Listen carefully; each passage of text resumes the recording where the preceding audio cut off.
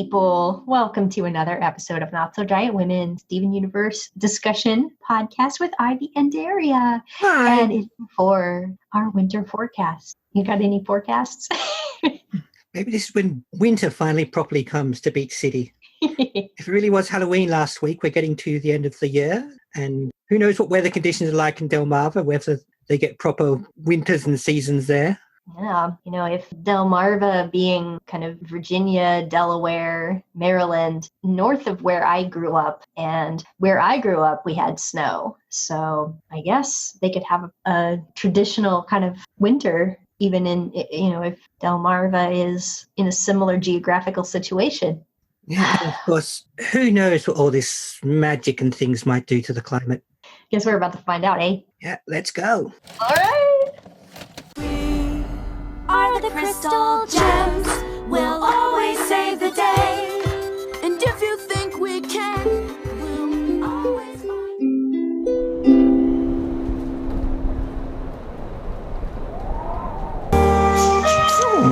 That's nice. So sweet. Love that. That is lovely. Yeah. Okay, well, Ganassi was called Winter Forecast. Yeah. We joined Steven and Connie in the beach house in the middle of a snowstorm, toasting marshmallows by the fire. Nice bit of marshmallow toasting animation, I've got to add. Yeah. And they're kind of having fun, talking about the animal byproducts in marshmallows. And the other gents come in and see they're all having a good time. Connie gets a call from her mum saying basically, look, it's super stormy out there. Don't want you getting snowed in, so you better come home and you get a ride back. Otherwise, your dad will have to come and pick you up. This is alarming. We quickly find out that Connie's dad, despite all of his beliefs, has no snow driving skill whatsoever. So they figure they better get to Greg so he can drive them back. Stephen wants to delay and show a tube video. They remind him that this is pressing. Garnet kisses him on the forehead as they leave for a bunch of sparkles. At Greg's, they're a bit critical of Greg's cherry pattern sweater. Guess Greg does like cherries. He thinks everyone likes cherries. They say if he wants to make a good impression as a responsible parent, he should change the sweater. So we get a bit of a montage of him trying on all sorts of sweaters and outfits. And yes, I did notice that the first one was the sweater he wore last time that he met the Maheswarans. But he finally concludes in an ABBA-style disco suit. That's just the best outfit. Yeah, which is best. And as they drive back, the snowstorm and the snow, they get thicker until Greg and the van veer off the road and crash into a snowdrift. I figure they better be responsible and try to get Connie home. So they walk out through the snow, make it to her home. Her parents are unimpressed with this sight of Greg and the frozen children and his lack of transport and having to stay there. And as Greg follows the parents as they go to set up the couch, he catches view of the pattern on the cape, if you will, of Greg's outfit, and this kind of flashes in his eyes and on the screen for us. And suddenly he's back in the van in the snowdrift, and Stephen says, it'll be safer if we stay here in the van rather than try to go get snowed out. And so they camp out in the van for a while, eat some waffles from the waffle iron Greg has on hand. Then Connie gets another call saying, are you still at Stephen's house? And she's like, no. And she's like, right, well, I'm sending your dad out. Connie probably should have called her mum already, but dad tries to drive out to them, but his snow driving is no good. Even though they see him coming, he can't stop the car. And there's another moment of panic, and Stephen is suddenly back several minutes again, back with Greg and his cherry jumper and the van. Before they all left, Stephen just chucks the keys into the snowdrift. Greg says he won't be able to find them till spring and just says it won't be safe to drive. Again, they've decided the safest bet is to head back to the beach house. Connie gets a call from her mother again, and Stephen tries to warn them about what he's seen a few minutes ahead of her dad trying to drive in the snow. He defends himself as being quite a good snow driver, throws the cell phone into the snow. They make it back to the house, and the other three gems, the three grown-up gems, if you will, are performing some process over the warp pad where they're sending some kind of crystal structure, which it sounds like is intended to destroy the galaxy warp to make it harder for any homeworld gems to get in. It's obviously a very delicate process. So Steven calls out, "Hey, what you doing?" which distracts Pearl enough to drop the crystal, which then flips Steven back a few minutes or probably a couple hours again until he is now just after Garnet kissed him on the forehead. And she says she managed to pass her ability to him for just a few moments. And all of the stuff we've been seeing and he's been experiencing are future visions of what could happen in various scenarios of trying to get Connie home. Then figures the best and safest decisions to leave right now, get into the Mr. Universe van of Greg, complete with his cherry jumper, and they make it back to Connie's house in plenty of time to not have got crashed or snowed or any of the rest of it. Connie's dad likes Greg's jumper. When the universes are about to leave again, Dr. Maheswarans says that they probably better come in and stay the night. It's safer. The snow is getting worse. And as we and Steven have seen how quickly the snow gets worse, we know she's right. So they make up the couch. The universes are sleeping on the couch, or rather Greg is sleeping. Steven is half sleeping when Connie comes down and sits next to the couch, and they can watch the snow outside together, and we go to credit. So it was quite a sweet thing with Steven and Connie wanting to watch the snow together and finally getting to. And we finally got what we're hoping for, and it's just no dialogue or anything, just sort of atmosphere. They're sharing a moment, and it's beautiful. Yeah, and Steven even possibly learned a lesson along the way. Can't believe it. There's always that caveat with Steven learning a lesson. He may have forgotten it entirely by tomorrow morning. Yeah. So that's another pretty weird episode, honestly. Yeah, there's no sort of battle conflict or anything. I suppose we expanded on what was kind of the product of our discussion a few episodes back with how future vision worked, in that Steven saw various outcomes and probabilities based on something that was incredibly likely, how the snowstorm would go, and patterning various decisions around it until he can make the call himself that the best call is to essentially jump straight in the van and get Connie home. And in a kind of cosmic, karmic, if you like, thing, he still gets what they wanted at the start of the episode, which is to watch the snow together. So it's in some ways a reward for his responsibility, if you like. I don't know if karma exists in the Steven universe, but it seemed to pay off here.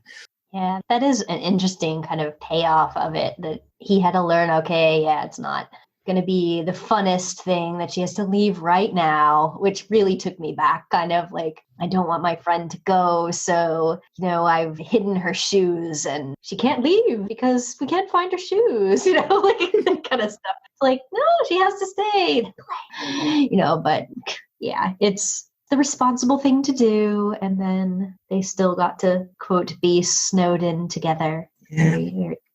Unfortunately, there's not always a rosy little future like that waiting for you when you make the right decisions, but it's nice he had a good experience.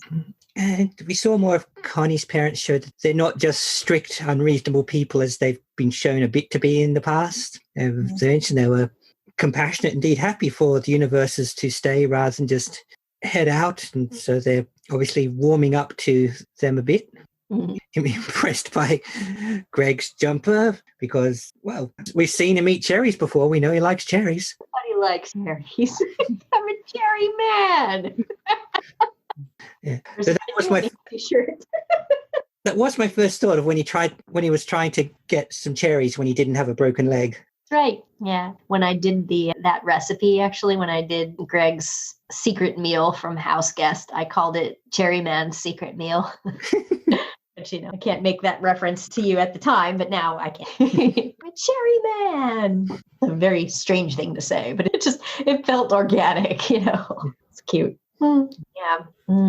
The experience of him having the future visions was sort of a jarring idea, because the way it was presented was not just like a bunch of alternate futures. It was like the first one happened and then the second one was aware of the first one. It's like, wait, what happened? He was disoriented. He was thinking he was living these things. He wasn't aware that they were visions. So it was like basically taking him completely out of reality. And he thought things were repeating and, I mean, a part of it's probably for us as an audience to be like, what is going on? Steven keeps experiencing different futures, but to imagine that maybe that's the way that Garnet does it is very disconcerting to think like just in a moment she might be living a bunch of very disturbing futures and nothing shows on the outside.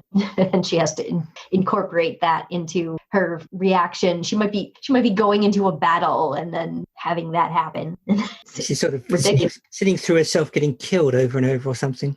Well, Steven saw several bad endings. The first one was just kind of embarrassing and disappointing, but the second one is Connie's dad slamming into their van, and then the last one was presumably the whole place getting obliterated from that exploding crystal. Yeah, so in that sense, it's a bit Groundhog Day that when you die, the loop kicks back. Though, of course, in this case, he's only experienced it, not truly going through time over and over again.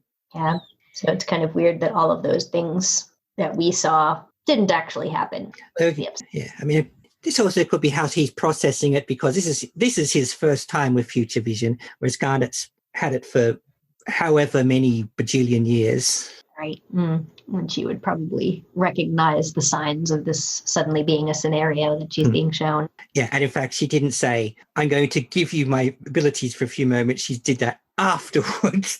Yep. No concerns about confusing the hell out of her ward just then. Right. Yeah. I like how they kind of remind you right at the beginning that Garnet is agreeing with the weather forecast. Oh, it's definitely going to snow, so that Steven has an excuse to mention future vision that we just learned about a couple episodes ago. And I also think that set up the parameters again nicely by showing us that she sees outcomes and probabilities. So the one constant in all this is that the snow gets worse and thicker at this rate over this time, because nothing they do is going to change that. Doesn't matter. The best they can do is avoid it. They can't actually change the weather. Yeah, that's just a fact of their environment. There's not like a bunch of alternate futures where it doesn't continue to snow like that. No, that's cool. But it showed some pretty good sort of how Garnet, and this time Steven, would plan for such consequences. So we get sort of, if we take our time, then we end up screwing around and losing the van and getting Connie in too late. Okay, if we don't try to leave the van, then Connie's dad will crash into us. So we can't do either of those things. So we have to not stay in the van, just not get in the van too late to avoid getting stuck in the first place, and so on. Yep.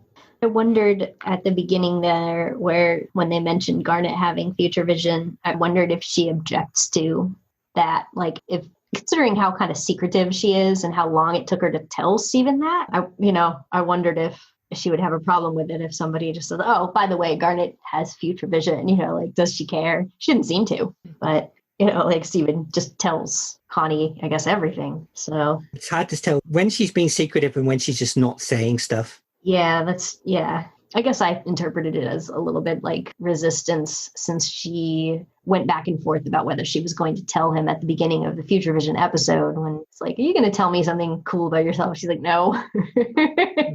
But, she shouldn't have any reaction to that. It's just, I guess I'm kind of relating it to my own experience with things like, oh, I told somebody this in a different context where I felt safe telling them something, and then somebody's just going to tell somebody else, oh, she's queer. It's like, oh, well, I didn't come out to them. I came out to you. So I just wondered, she didn't seem to be particularly private about it. Yeah. Well, also this time she did do her future vision to an extent in front of Steven and Connie. So this would be the equivalent of heavily alluding to queerness or possessing it right in front of these other people. Sure. So this other person or Steven could be assuming, oh, if we're going that close, obviously it's a thing we can say.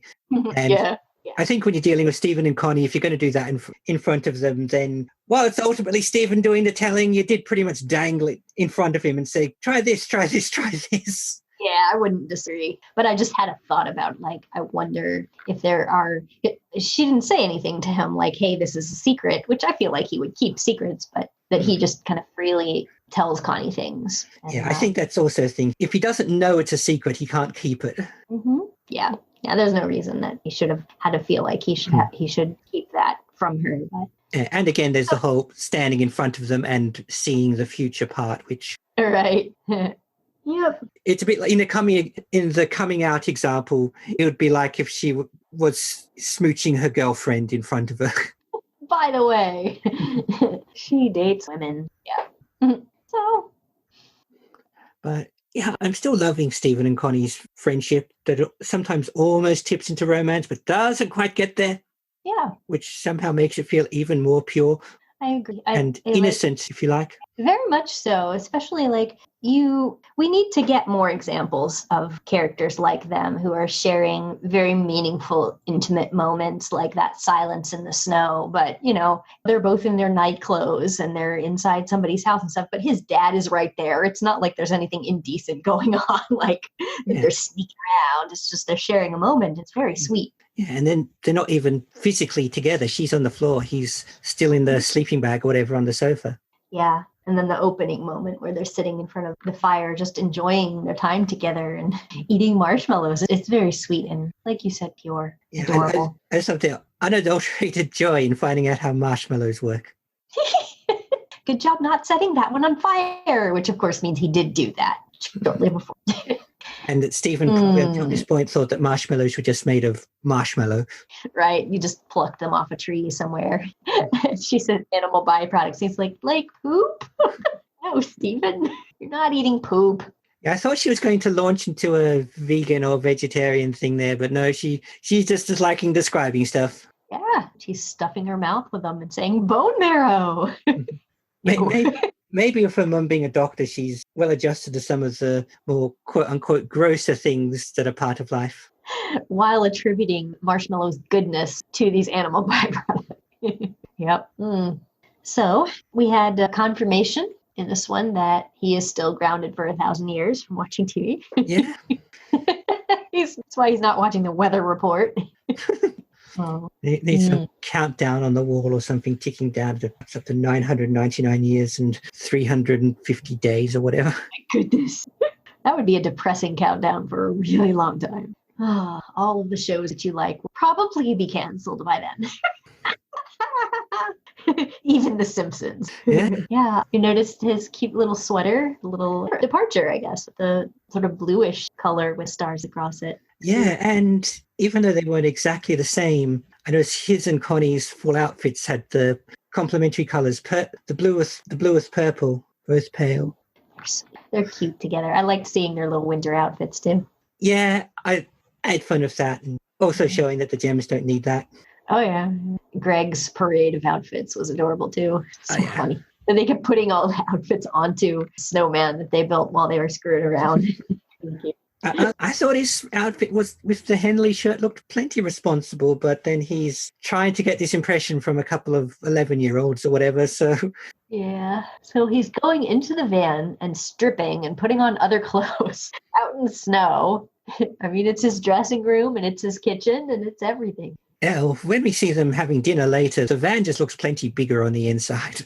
A little bit. It's a pretty big van and there's lots of space in there. But if you had to live in it, it'd be pretty crowded. Maybe Rose did some... It opened up more when you went inside of it. Maybe Rose managed to do some magic to it while she was still around that made it more roomy. Oh, what an idea. I guess she does specialize in even being able to make the inside of a lion's mane into a space. Well, there you go. So, making the inside of a van a bit roomy, easy. Weird glow and you can breathe inside. But... When she first met him, he probably said, "This is where I live in this van." And she saw this pokey little hole and just sort of thought, well, you're not supposed to use it for personal gain, but it would be cramped. Oops, I just did a gem thing and made it bigger somehow. We have all kinds of weird headcanons popping up at this. She can make space inside herself for a baby. She can make space inside a van. Why not? Every once in a while, if a bunch of gems come through from some other planet, then you're just going to have to deal with that. Or lions, who knows? Yeah. Yeah, maybe you're deep enough into Lion's dimension, you come out in the back of Greg's van. Just find yourself crawling out of what used to be the ashtray or something. Yeah. So they were cooking in there on the waffle iron. And I don't know, it seemed a little strange to me because waffles are not really a non-perishable kind of thing, like the stuff that you would need to make waffles. You wouldn't really be having them sit around in a van. So maybe he has a little mini fridge in there that we've never seen. Could do. Or maybe they were pre-made waffles. Could be. Like Eggos or something. Yeah, they did have, the eggs that they cooked on there. Although I thought for a long time that eggs are, always need to be refrigerated and are very perishable. But in a lot of places, they don't refrigerate them and they're fine. Yeah, in fact, here, well, for some reason, last night I was reading about why they refrigerate eggs in some places, not others. But here, yeah, I know some people refrigerate their eggs and some people just keep them in a basket on the counter. So maybe part of it is how often you use your eggs. Mm-hmm. In the supermarket, the eggs are usually like next to the freezer section, so they get a bit of the sort of remaining cold, but aren't actually fridged themselves. Yeah. Where I shop, they're definitely in a cold area, but the door's not shut. It's open. So it's a refrigerated area with the cheese and the milk product and stuff. Yeah, similar, or often with the fruit and stuff, which should be kept coolish, but, doesn't need to be actively fridged. Although I guess they're in the winter right now, so it's probably cold in that van. Yeah, so that's probably fine. Or maybe Greg just eats a lot of eggs so it doesn't matter how long they keep because they're gone pretty quick. Yeah, so he's got that waffle iron as his stove. Oh, Greg would so totally try to do that drink raw eggs for protein thing and regret it immediately. Ew. Yeah, that grosses me out. Ugh. So when Connie was eating, did you hear what she said? Which thing she say? Right before she ate, she said, "Itadakimasu." Oh yeah, yes. I know. So she knows at least one phrase of Japanese. Yeah, I thought that was really funny. Blurted that out before eating, which I think for a long time made people say like maybe she's part Japanese, but I think they already confirmed that both of her parents are Indian. So yeah, I mean, she could be part Japanese going further back, but it seems more likely that language lessons just one of her many, many extracurricular activities, or even curricular activities. Now I think about it, he's just an anime nerd. And that's in so many animes that, somebody eats a meal and says, "Itadakimasu." True. I got like one foot in Japanese culture because of family and experience. So I guess I could be overthinking a bit. No, same, because my sister lived in Japan for 8 years and my brother-in-law is Japanese and my nephew is part Japanese. So I'm sure they probably say it. I've heard my sister say it. Yeah, well, my family definitely say it. Yeah, so you just get used to it when everybody says it. You touched on this other thing I want to talk about when you were doing your summary, but the cell phone use was very strange in their communication. I felt like, why didn't Connie tell her parents that she was just going to sit in this van or call them before they begin trekking out there? It's very strange that they did not tell them, which made them get worried and engage in riskier behaviors. So I don't know. I mean, use that cell phone to call emergency services or something. You're sitting in this van in the middle of a snowstorm, just like, yeah, we'll just sit here. And that's not safe, Greg. Yeah. And it doesn't seem like Beach City is a sort of place where you have snowfall like that so often that staying put because you know it will blow over is a thing you get used to.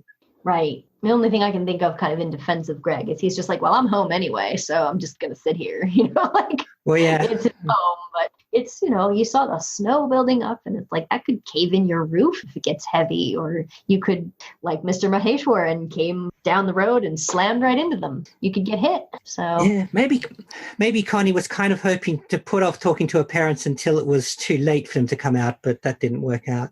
Yeah. He called while he was about to reach them, slammed into them. It's just, I don't know. If cell phones exist, use them to communicate with your worrying parents. And given the assertions everyone cast on his ability in this episode, I'm wondering if he was also using his phone while he was driving, which wouldn't have helped. Seemed like he was, because they were saying, we're right in front of you. And then they hear him talking back. So he must have been driving in the snow with his phone. Come on, Mr. Maheswaran, you're better than that. I guess he isn't. He's not all about safety, is he? But yeah, I mean, if you're being attacked for your driving ability, you're like, I'm going to prove that I can do it. Shut up, dude. Just be safe. Yeah, this obviously isn't the first time the Maheswarans have had this conversation. Mm-hmm. Yeah, I love that where Connie's right at the beginning. She's like, oh no, don't send that. And we don't know why yet, but we find out. Oh well. I was really sad when the first future happened. We didn't know it was going to repeat, where it's just they had destroyed their credibility, and it was just so sad, like so nightmarish and awkward. They're in this house and they stuck having to stay over there while the Maheswarans were mad at them. Connie's sick, and that was a bad plan too, though, walking all that way without telling anyone. Well, yeah, and I would have thought if your van's been snowed in, surely you'd at pretty much risk of just getting buried in snow. Yeah, pretty much. They're probably lucky in that version that she only got a bit of a cold. Right. So, I mean, I don't know. Some of the ways that, being out in the cold or in the rain, and then all of a sudden you're immediately sneezing. It's like, not really how colds work, but... It's how they work in TV land, so I gave him that one. Yeah, I mean... She's a doctor, I'm not. Yeah, she knows. She caught a cold in the few hours that they were out in the cold. Though I guess, like, the idea is that it'll erode your ability to have all your body resources to fight colds that you are encountering. So. And they might have worried that the kids don't understand what hypothermia is. Yeah. So when Steven was throwing his dad's keys and Connie's phone into the snow, like, stop throwing things. Always, I think I've mentioned that before. I hate when people throw phones away. Yeah, it's like, that still has use. Yeah. I mean... If you want to hang up on your parent, fine, but don't throw it. Yeah. I mean, Greg's keys, maybe. I mean, there are probably other ways to get into Greg's van, but the cell phone has a very here and now use. Many of them. Yeah. I think Steven just fell in love with solving his problems by throwing them into snowdrifts. In that future, anyway. At least that didn't really happen. Yeah, that might be another lesson he learned. Don't throw things into the snow because you think they're a problem. Yeah. But speaking of other things that we're glad didn't happen, that thing when they come home and the gems are trying to do something. I love stuff like that where you see what they're up to when you otherwise wouldn't have known what they were up to. They were trying to send, that was the shooting star from Monster Buddies. Oh, right. For something. I guess their idea is they were going to destroy the whole galaxy warp, is what they said. Garnet already smashed that homeworld platform, so I wonder how much more destroyed do you have to get it? Well, I guess there's destroyed, and then there's like, we totally blew it up and threw the bits everywhere destroyed. Yeah. Which I guess, since they did not come home and interrupt this, it's kind of implied that they did do it. So, yeah. I don't know. And this is obviously pretty hardcore because they're actually warping it in. They're not just warping in themselves, dropping it off and warping out again. So maybe it's going to break it at a far more fundamental level than just smashing up the pad. Yeah. I like that little nod to like the metaplot still going on behind the scenes. The gems are still working on trying to prevent homeworld gems from coming. And, they're still pretty preoccupied with this, even though Steven is like, oh, I want to hang out with my best friend and eat marshmallows and watch the snow, He's not really thinking about the bigger problems very much. Yeah, and underscores that there could yet still be ways that the homeworld gems could get around the broken warp problem and get to Earth. That it might sound a bit of paranoia from Pearl, but Lapis left without the galaxy warp, so stands to reason that there could be some other way to come if they just, I don't know, if they have spaceships by now or something that can just, I was going to say get here the old-fashioned way, but it's a spaceship, so the more direct route. That's true. Yeah, her robots must have come here from space. So she sent the robots. Yeah, that's the impression I got at the time, that obviously, well, not obviously, but it seemed to me that with the warp block, they could send the Parabots straight out into space and pick up from the other end, as it were. Mm-hmm. Yeah. It's really intriguing that Garnet can pass her powers on with a kiss. Yeah, that's crazy. Yeah, and I wonder, does it have to be a kiss, or is this just a form of emotionally intimate contact she knows she can perform with Steven, as she's his guardian, auntie, parent, whatever? Can she pass it on to others? Does one have to be a human gem, or even a gem at all? Yeah, those are good questions. Follow-up questions! And I wonder if everyone can just pass their powers on for a bit. Right, yeah. I'm going to ask a speculative question that will kind of be on this subject, I guess. Do you think that she has to intentionally pass her powers on through the contact? Or do you think that like this is kind of an accidental thing, almost like the way Steven accidentally healed Connie's eyes because that's what happens? Like, do you have any thoughts on that, or how she might have found out she could do that? Well, it seemed to be pretty active because Intentional. an active rather than passive, an intentional thing in that she's had contact with Steven many, many times before, and he's not suddenly disappeared into a bunch of future visions. And indeed kissed him in such a way without passing on powers. So it doesn't tell us whether it has to be a kiss or if that's just sort of close and intimate enough to do the job. And it suggests that she knows she can perform on Steven, and that's why she did it. He didn't suddenly go, "Why are you kissing me now?" Yeah. All he said was, tickles. Yeah. And at first we were a bit, she just sort of gemmed up at the moment and got a bit of leakage when she kissed him. But no, it's very much a deliberate act. Yeah. As to how she found out she could do it, it's a bit, I guess that goes to a broader question of how much do gems have to learn their powers as non-human gems, not Steven gems, and how much they just kind of know. I mean... Right, because all we really know is Steven is learning how to do these things and being surprised by his own powers, but do regular gems ever have that happen, or does she just know innately that she could do it? Yeah, especially because they seem to be... What we've seen, although we haven't actually had it made 100% clear, it seems that they're born or created mature. So Steven learning his powers is much because he is being a child and have to grow to mature to adulthood. So if they are born mature, is that including complete with understanding their power set and learning how to walk and talk and all the rest? I mean, we saw Amethyst fit snugly in her birth hole in her adult form. So this shows that it's unlikely that they develop physically much. They probably have to learn the ropes of the world because we've seen them doing that. But how much inbuilt knowledge they come out of their rocks with is still up for grabs. So did she instantly, when she was formed, go, "I know I can do future vision and make Hulk hands, and I know I can pass on the future vision through a kiss, and I know that's because I am Garnet, and I know I am Garnet," which is another thing I now know. Right. Yeah. Suddenly coming out having known everything you ever need to know about the basics of your life. Huh. And of course, another question is, does the recipient have to be a human gem, a Steven, if you will? Could she temporarily give Pearl future vision? Could one of the others temporarily pass on one of their powers to Steven, or indeed to anyone else? I mean, we saw the Amethyst was trying to teach Steven shapeshifting, but that we don't know if she would have had the choice to pass on the power of just teaching him was the entire point anyway, so that wouldn't have done any good. And she says for a few moments, so I'm guessing it's just a temporary thing and they can't just stack up power after power after power like Sylar or something. Yeah, he's not going to just have future vision from now on.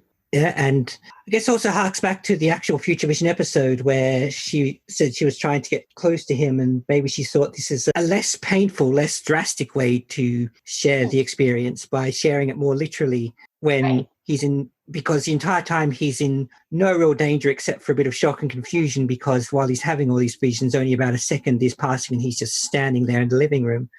Right. There seemed to be pretty much nothing happening. Like, it's not like anyone commented, "Wow, you were standing there for 20 minutes hallucinating," So yeah, we seem to come back and there seemed to be no danger to him. He was a bit stunned, but he didn't collapse in exhaustion or become withered or anything like that. So well, he had to move right away because to get Connie home.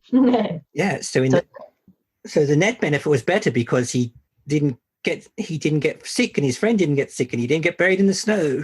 Yep. It's funny because there's a lot of fan fiction and headcanons about Garnet being able to pass future vision on to the kiss. I mean, as you could probably imagine that, there's very imaginative interpretations of that. Like, oh, what if the entire show is Garnet kissing Rose and she's hallucinating the future, and that's our show or something, I don't like things like that because it's too much like, and then it was all a dream. But people like to talk about that. But I like it more when, people make up scenarios where Garnet doesn't know that she could do that and she kisses someone, could be any situation where she'd kiss someone and all of a sudden they have all these terrible visions of people dying and stuff. And she's just like, well, not going to kiss anyone. I don't like kiss now. Is there a string of people she's driven mad over the centuries just because they're just stuck just seeing images of the end of themselves and their friends and the world over and over? Did she kiss some poor sod in like 1850 and they just collapsed with visions of the Great War or something? I guess, her being able to do that and then Steven being able to heal essentially with kisses is some kind of, I feel like they're almost related, like this idea that you can share with that. So, what if when Amethyst kisses you, you can turn into an animal? That would be cool. Amethyst kisses you can eat junk food. You can eat something that should kill you. Literal garbage. Win wrestling matches, pull a whip out of your chest. Pearl does just become a really good cleaner.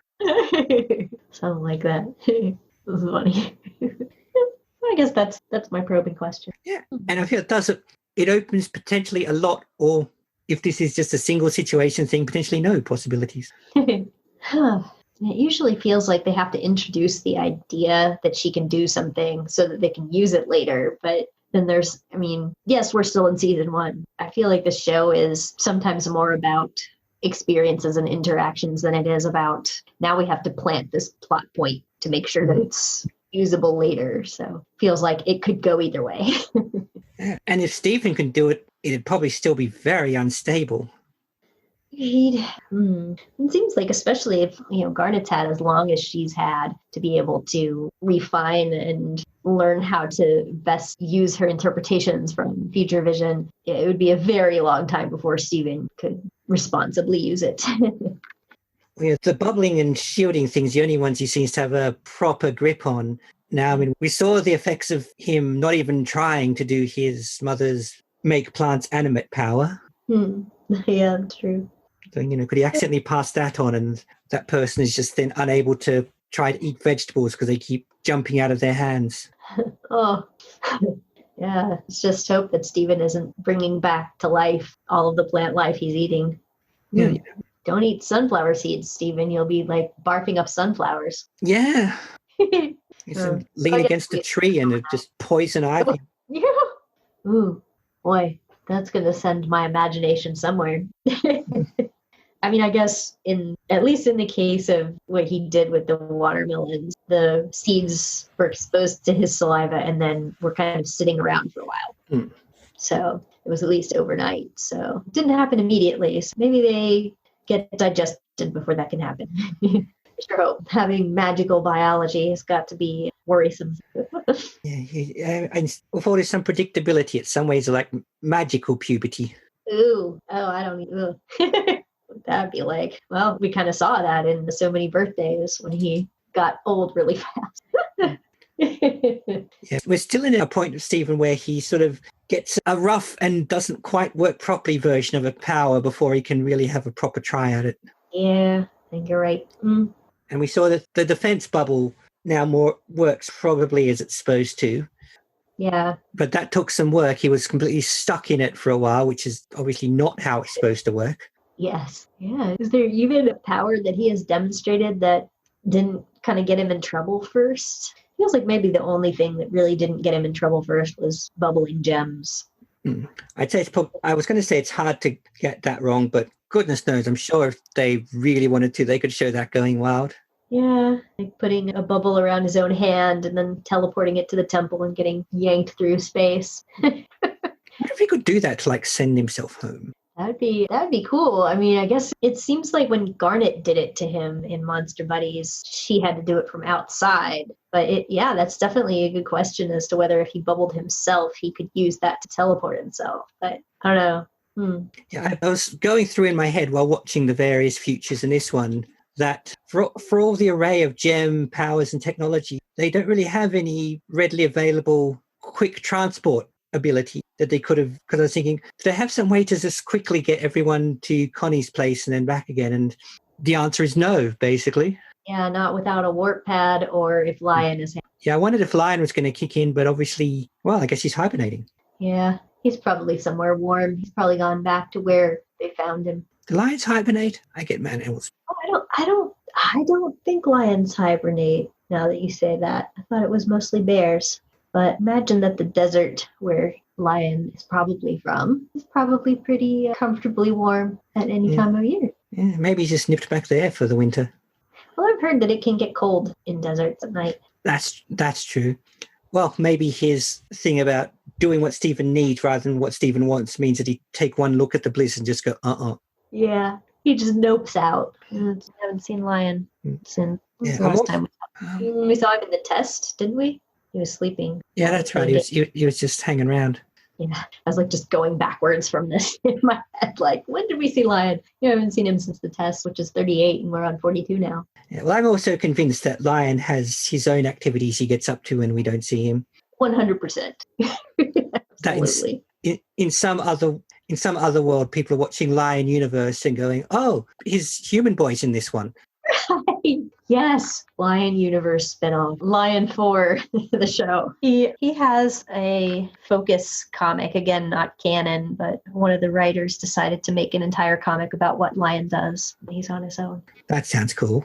Yeah, he's one of my favorite comic artists. I believe Grace Kraft wrote that, and she's pretty cool. Lion Adventures. So there's almost no dialogue. It's just Lion running around doing stuff, doing lion-y things. It's cute. It's a very quick read because of that. I'm just like, okay. Those are pretty pictures.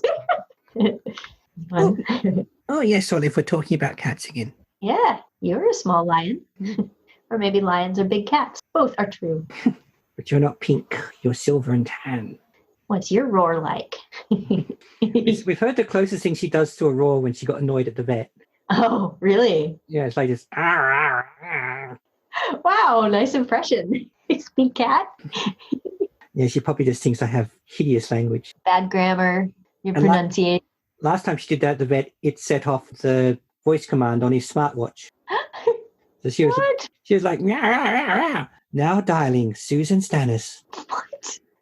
That's ridiculous. That's amazing. I love that. Which means this is why I don't have a smart products. I think I just want them to be too dumb to understand me. Yeah, so sometimes she has to have a little calm down tablet, which we've nicknamed Rampunctinol. Oh, that's great. Oh, boy. What other winter forecasty things do we have to talk about before I tell you things about food and stuff? This is one of those almost direct sequel episodes because it's essentially Future Vision 2. Done a couple of those to pick up and remind us of a concept, which probably means Future Vision is going to be the power that is going to be a significant thing going forward, that they've sort of had one introducer and one reminder episode thus far. We didn't just get into a significant plot episode later and drop in, oh, Garnet has Future Vision. Yeah. We got. Oh, he's done. The cat is sick of us. Yeah. Oh, I see. There's a belt on the ground that needs to be sniffed desperately. Serious business, right? Yeah. Belt that needs to be sniffed. I wonder what a cat would think of my home. She definitely, just from what I can see in the usual view at least, she definitely have a lot to investigate. She definitely she would select things on your shelf that are hers. I see. Just like she decides some of the things on my shelf are worthy of attention and some are just to be ignored. Yeah. I definitely do not have a pet-friendly or child-friendly home because there are so many things on shelves that, I mean, they'll fall off if you walk past them too quickly. She would like your desk, what seems to be a desk. Oh, I think what you can see in the view right now is over back there. Yeah. It's a drafting table where I do art. So there's a lot of papers there to play with and shred and throw on the ground. Yeah, she would clear herself a nice spot there and I think so. Then go into loaf mode. Yeah, it's an angled surface, but it's definitely sittable for a cat. So actually was my office room here, which is where I'm broadcasting from, it was invaded by a large frog once. And the frog hopped onto that table and knocked some of my art off. So I found it in the bathroom later. We get frog invaders in our Sunshine State too. Oh, had 2 toilet frogs over time. Like they hang out in the, like they don't come from the toilet, but somehow they get in. And but for a couple of days before I found the frog, I found evidence of the frog, and I didn't know what had been knocking stuff off of things. Because as mentioned, I live by myself and I don't have cats. I don't have any pets. So there's no reason why things should be being thrown around like a poltergeist is visiting. So I was like, what's going on here? And this is not a room that I sleep in. I sleep on the other end of the house. So usually it'd be happening sometime while I'm sleeping and I wouldn't hear it. Somehow we're now talking about my toilet frogs. I don't know how this happened. Yeah, that is just the sort of thing that happens in Queensland, especially as you go further north. And Frogs. by chance, that is also nicknamed the Sunshine State. So funny. The parallels. Yeah, Florida is kind of known for weird wildlife, I guess. Mostly, I guess, the reputation that we have is really terrible bugs and the alligators. We got crocodiles, but they're in another state, mostly. Nice. And you definitely have them here anywhere that there's swamps or rivers. They hang out. I went canoeing on a river relatively near where I live, and there was, I don't even know how many gators. They're just there, We were close to them, and they didn't do anything, but they're a little scary. I just took some pictures. Yeah. We're generally warned not to try to mix it up with the crocodiles. Yeah. Let's see. We also have the lizards. There's lots of lizards here. So they love to hang out on the patio. Yeah. We get some of them down to my previous house. There were a couple of lizards used to just chill out in the backyard. Or the opposite of chilling out, given they're lizards. Yeah. I saw a video once where someone had taken live lizards and put them on her earlobes like earrings, and they clamped on, and she was just wearing them. I guess if the lizards are content to just clamp themselves on, then good for them, I suppose. They bit, that my younger sister got bit by a lizard on the finger once, and she didn't like it, even though they don't really have sharp teeth, but it was, I guess, disconcerting because she was holding it and she was enjoying it, and then it grabbed her finger and she didn't like that. Yeah, I've seen that happen. Not experienced, but I've seen it. Yeah, I think we hadn't really lived in the state for very long at that point. We had moved from the more northern state of North Carolina, and we had moved to Florida in 1989. So that is when we began exploring our lovely relationship with the lizard population. Oh, lizards. Yeah, every once in a while I find them in my house too. But more often it's mosquitoes get in, or love bugs, or spiders. Yeah, mosquitoes and spiders here too. Yeah, mosquitoes love me. I haven't had the pest issue that Steven seems to have with either seagulls or snake people. No. Different wildlife in Beach City. Well, we don't know what all those gems and things are doing to the ecosystem. We certainly don't. Ooh. If only I had known that. We got factoids for this one? I don't think I have very many. It was another Lamar and Helen episode. I can tell you that. Let me see what we got for the description for the episode was. Let me find that. It was, yes. Steven has to get Connie home before it snows. That's not bad at all. Yeah. Implies anything could happen. I guess it did several times over.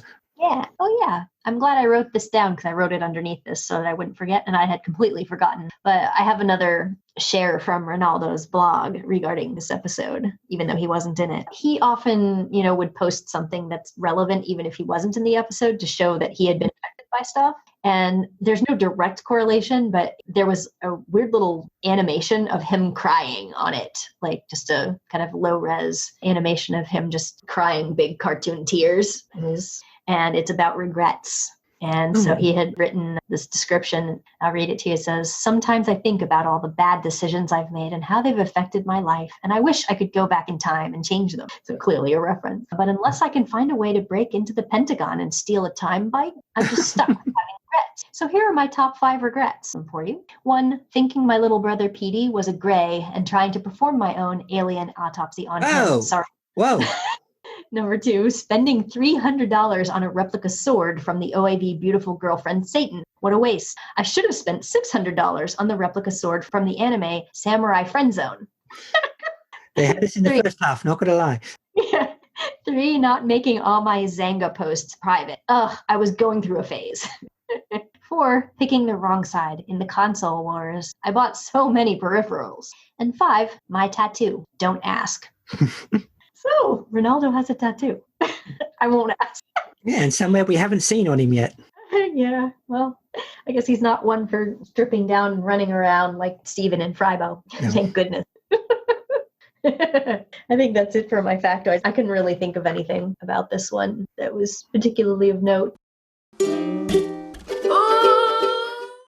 So one thing I liked was in the Future Vision episode, they had like a Future Vision theme and they reused it in this one in like a slightly changed version while they were, I think it was playing when the van was going home or going to Connie's house successfully in the real world, not in a Future Vision. They played a kind of jazzy version of it. There were no straight up songs, although Steven did take up that guitar and start to strum and say like, any requests? And Connie wanted a song about a snack monster. Yeah, I wondered if we were going to get a full song, but no, I guess Bad. it teased us. Yeah. I believe background music-wise, they used some of the Connie theme at certain points. But the main thing I remember that I never found out a title for was there was a cute little jazzy something playing while Greg was changing his outfits. And I never found out what the name of that dang song is. This little montage music while he was trying on the different outfits. Cute.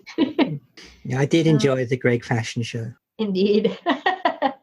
Oh, he had a shirt on that was sort of a Steven-y shirt he put on. Yeah, he basically dressed like his son for one of those rounds. That would have been an interesting thing for him to show up in. Share clothes, your judgment. That might have been creepier to the parents than the disco suit. But he did make the right choice with the cherry sweatshirt. Yeah, I did kind of like that after all that fuss that the dad's just kind of, nice sweater. Yeah. Nice sweatshirt, Greg. Yeah. And there's because in the real world, there never was this fashion show. So only Steven realizes what happened there. Yeah. So cute. I'm remembering that scene. And I remember some people talking about they had thought only Steven did the star eyes thing. But in that one, Greg did the star eyes. So. Well, he has to get it from somewhere. Oh, yeah. I'm sure. I mean, his dad's Mr. Universe. Of course, he's got stars in his eyes. Hereditary, right? Yeah, we saw, presumably the same one. We saw a star shirt amongst his pile of stuff in his van. Mm-hmm. Oh, clearly getting sleepy over here. I keep yawning. But that's because we usually do these when it's pretty late at night for me. Although it looks a little bit dark where you are. Oh, yeah. I was getting lit from the window and all of a sudden clouds came and rain kicked in, just like in the past 10 minutes. Yeah. You're in the darkness. And Oliver's taken to guarding me against the rain. Yeah, against the rain and in case anyone needs a belt sniffed. Yeah, she's at attention at the windowsill, staring at the rain. I'm glad that you have a feline guard. Big bad rain. Food this week was just the waffles and the marshmallow. I did do waffles and I did do marshmallows, but I'm going to talk about the waffles first because that's easier. A waffle egg sandwich. I did not go and get a waffle maker that looks like Greg's. I used the one that I have, which happens to be a smaller square waffle maker. But you'll have to forgive me that my waffles are square and not round like theirs, because I guess I'm a bad fan. I did not go out and buy equipment. Well, Greg should be round because he's no square man. That's right. But I guess I'm into squares. Do you usually just crack eggs directly onto the waffles? One does not usually do such things, and I found out why. Because you get egg burnt straight onto your waffle iron? It wasn't so much that as that it was very difficult to lift the egg off. It did not cook evenly, and it definitely wormed into the crevices of the waffle texture. It was quite difficult to lift out with a spatula, although it tasted fine. Yeah, not pretty. I thought it had happened. I just wondered if that was one of those cross-cultural things like the kettles. Yeah, it is certainly not something I would repeat if I had my choice. I don't think eggs are made to be like that. Or maybe if you had a waffle maker that had more shallow pattern to it or something, but mine were pretty deep. Yeah, I've got a sandwich maker, which is essentially the same thing, but because the crevices, it doesn't have like the waffle pattern, if you will. Right. As a lot of people use them to make omelets because you can just tip them in and they come out easily. Yeah. You can't close the top of the waffle maker on top of the egg either because he doesn't do that. So, but I did make my own waffles I usually, you can use a waffle mix, but I just make my own with flour, baking powder, salt. Done that. Together, throw it into, I guess you melt the butter, add eggs. I use 2 eggs. What else? Vanilla and I think oil. No, there's butter or oil. Oh, and milk. I put. When I did it, there was sugar as well, but maybe the vanilla stands in for that. Oh, did I use sugar or not? I think I did not, but I'm sure that some commercial waffles use sugar as well. Yeah, I don't remember using sugar with it. But anyway, it was actually really tasty though as a sandwich. Like I never had thought of putting an egg on a waffle and eating it like that, and it's quite good. So, yeah, I figured that wasn't. Yeah, I figured the filling was egg. Yes, but I didn't manage to make up a song about a snack monster who loves animal byproducts. So, yeah, I just ate it with no musical accompaniment. Not in the back of a van either. Just did it in my kitchen. I'm obviously such a bad fan. Your next year scouring classifieds for a van, you can decorate up into a Mr. Universe van to complete the experience. There's a person who's known for detailing their van as Mr. Universe's van and going to like conventions and stuff. Must have spent so much money doing that. Looked really good. Probably has a similar experience to my friend who has a DeLorean. Oh, but speaking of the animal byproducts, this is where I had an issue when I tried to make marshmallows. I'm a vegetarian, so I don't eat gelatin, and so I can't have commercial marshmallows. And this one was very much on the nose for being made of animal byproducts too. Yeah, I mean, I frequently use vegetarian substitutions for everything from the veggie dog for a hot dog to making a fake fish for Island Adventure. So, I mean, I'm okay with it if I am using vegetarian or vegan versions of things, but I did a fairly extensive marshmallow making project, and it was quite a journey. Yeah, so homemade marshmallows, if I may indulge my listeners' ears here with a description of what goes into this crap. It was like a 4-part process to make damn marshmallows, that you can just buy at the grocery store. Actually, you can buy vegan ones too. But yeah, I've seen those because there used to be a vegan supermarket right next to me. I have had commercial ones in my hot chocolate and stuff like a few Christmases ago. I was wanting it for that, but I had never tried making them. And one year my sister made them and made some vegan marshmallows, but she didn't like how they turned out. I thought they tasted fine, but they were not very solid. And we wanted to roast them on my mom's fireplace. So it didn't quite turn out how it was intended. But my process with making these involved something that sounds really bizarre to a lot of people. So there was 4 parts to it, which I named them. I just kind of made it up. I made 4 separations into like sort of stages for this. The first part is the whip, the syrup, the gel, and the dust. So the whip is the weird part because it is made of, you have to find some kind of binding agent. Because, usually gelatin, but we're not doing gelatin, right? So I would mix xanthan gum or guar gum with you can get that at like a health food store, gourmet grocery or whatever, but I've never really found it in sort of typical everyday grocery stores. But yeah, I've seen stuff labeled as vegetarian or vegan gelatin, but it's probably one of those, and it's just called gelatin so people know what it is, I guess. Yeah, maybe that. Yeah, but I got xanthan gum, but then I got. Do you know what aquafaba is? No, I've heard it before, but I can't place it. It is the brine inside of a can of chickpeas. Oh, that's specific. Yes, so you can buy a can of garbanzo beans or chickpeas, whatever they call them, where you happen to regionally be, and you crack the can, and they're stored in liquid. You can use that liquid to whip into something that's very similar to egg whites. It's weird that works, but a lot of vegans are using it days to substitute for egg whites and other things. And in my case, whipped it together with the xanthan gum. And, I will keep that in mind because I've got a lot of vegan and vegetarian friends that I eat with. Yeah, and it's cool because, it was my first time working with it and it went very well. It just was, like I said, kind of an involved process where, I measured out something like half a cup of the water and whipped it in my mixer like you would with egg whites. So I used half a cup of that and half a teaspoon of the xanthan gum and some lemon juice. I don't remember how much I added for the lemon juice, but I'll put it in my visual version at least. I think it was also half a teaspoon. I'm not sure what it's for, but that was something that was referenced several times when I was looking up resources to synthesize this into one recipe. So you whip it for a couple of minutes. It turns into something that holds its shape, which is when you can stop. Oh, and I added vanilla extract to it. And it kind of turned into like soft peaks, if you know what that is in baking, like got really stiff. So the second part was this syrup, which is very candy makers would recognize a lot of the stuff that I'm saying, as I used a candy thermometer because you're trying to hit this very specific temperature I put like a cup of water, cup of sugar. Was it a cup each? Yeah, a cup each of water and sugar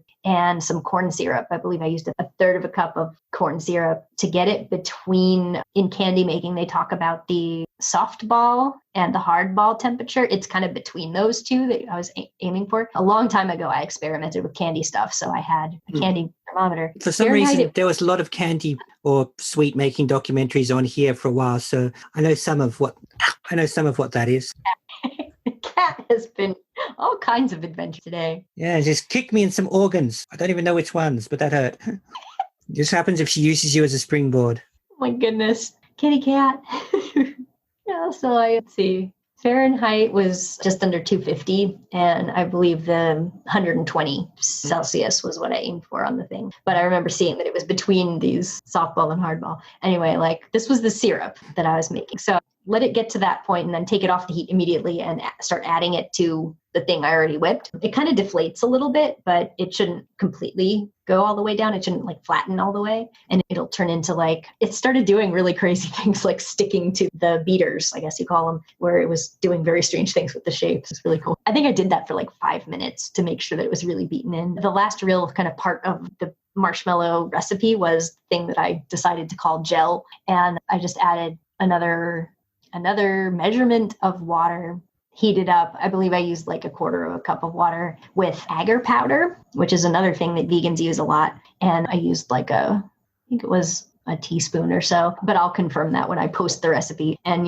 just heat it into there. Usually like when you see gelatin in a recipe, you'll see this for vegan ones, for Jello or jelly or whatever. So you let it sit in the water first and then you boil it and you add it to the marshmallow substance while you're beating it. That's the substance that you're going to use before you do anything with it, you have to make my last thing, which I called it the dust. And it's a cup each or, equal measurements. I used a cup each of cornstarch and powdered sugar, which you have to sift that stuff. It's lumpy as heck. And you know how when you like a typical marshmallow, it's kind of dusty. This is the same thing because it'll keep it from sticking. You line like a square pan with this dust, a little bit of it, not all of it, like a third of it, and then dump the stuff in there. And you can use like a spatula to smooth it out. And then you just let it air dry for at least a couple of hours. I think most people who are not making this for weird photographs that they're going to post on their blog, like me, are content to cut them into just squares. But I was trying to make more traditional looking ones. So I used like a cylinder to cut out marshmallow shapes. And then of course, cut up all of the outside.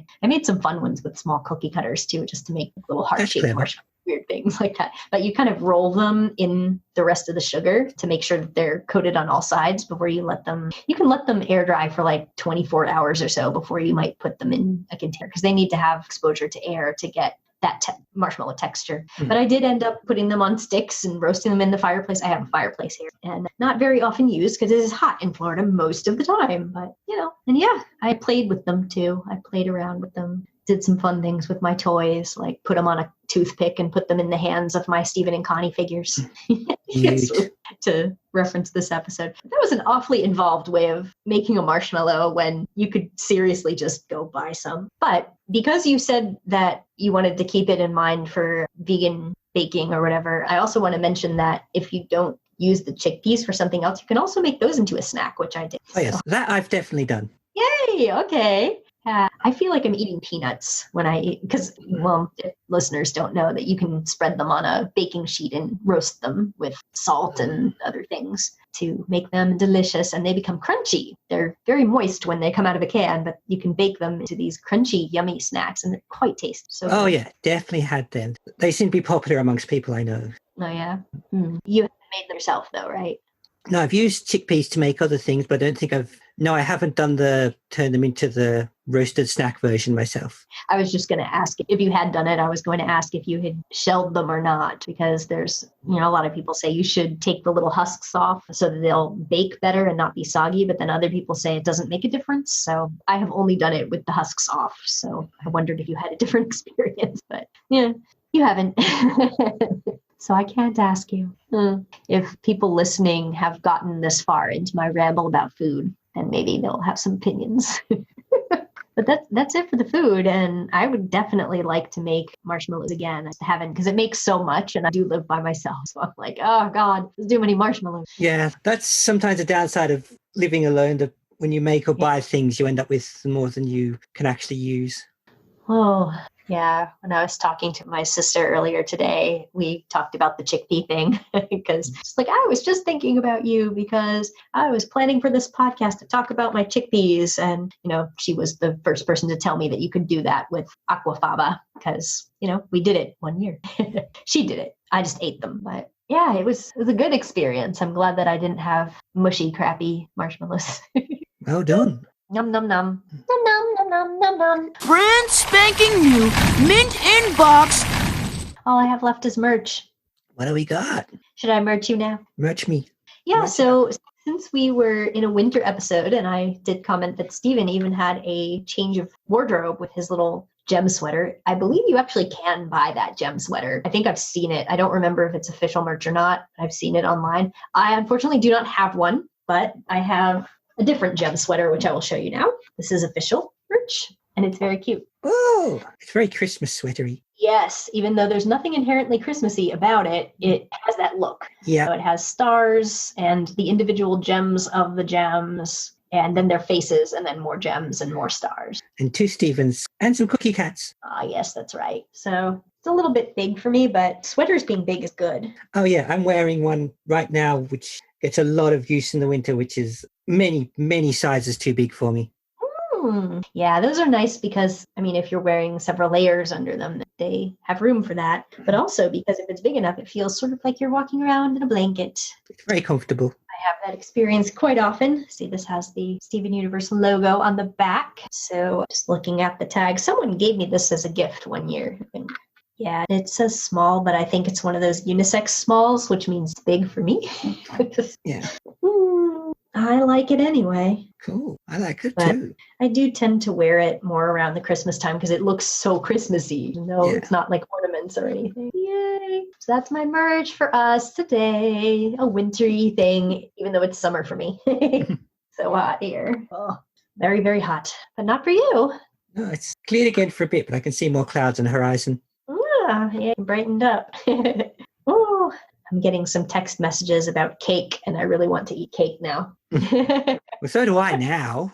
Oh, see, after all this talk about waffles and eggs and marshmallows, but as soon as I say cake, it's a different story. It's the food of my people. What's that? The food of your people? Yeah. So, well, same. That concludes my forecast ramble, I suppose. Anything else that we should wrap up with before we wrap up? I think we're good. I think we've explored the possibilities and sort of stuck a mental pin in this episode of things that may be picked up on later. Very much so. We'll be moving on to episode 43 next, which I guess we've started this trend of spoiling the titles. So should I do that? Yep, go ahead. We're not going to get anything from this one because it's called Maximum Capacity. Oh, the best I can guess is something is filled as much as it can be. Well, that'll have different meaning next time. Yeah, indeed. So we'll see, I guess, everyone, except not literally see because we can't see you, but we will see you next time with quote marks around it for Maximum Capacity. Thank you for tuning in. Night, everyone. Bye.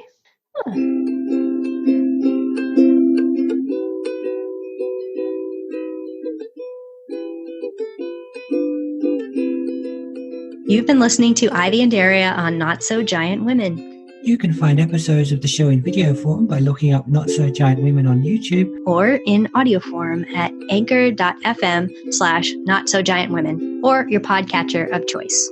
You can also find us on Facebook. Audio production by Daria. Video production and music by Ivy. Daria can also be heard on Podsploitation, the Ozploitation podcast. And Ivy at her Steven Universe fan blog at love-takes-work.tumblr.com. Steven Universe was created by Rebecca Sugar and remains property of Cartoon Network. No infringement is intended.